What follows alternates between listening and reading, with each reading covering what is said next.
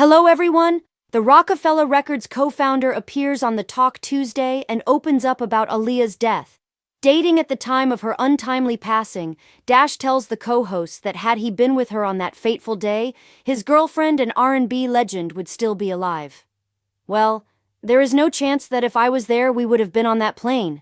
You know what I'm saying? So, it would have never happened that way, he explains, telling the co-hosts that he felt that plane she boarded and ultimately crashed in was unsafe. Unfortunately, however, he couldn't be with her in the Bahamas because he had business to tend to in New York. The Rock the Boat songstress and her boyfriend had both been in Miami before she decided to film the music video in the Bahamas. Dash, who had his son and nephews with him at the time, had to fly back to New York to go to court, so he couldn't travel to the island. But he made it clear to her that he didn't want her to take that trip.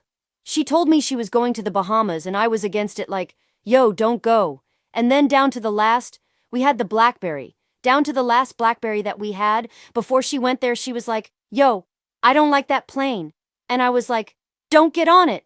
And she was just like, I gotta do it, he recalls.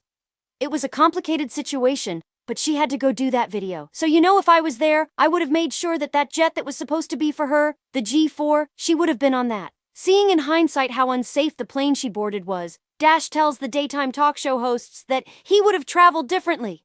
I wouldn't have gotten on that plane, you know what I'm saying? So it probably would have been different. But everything happens for a reason, he says. And what doesn't kill you makes you stronger, and you just gotta deal with the cards that life deals you.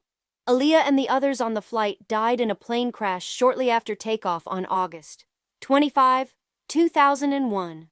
She was 22 years old. Thanks for watching.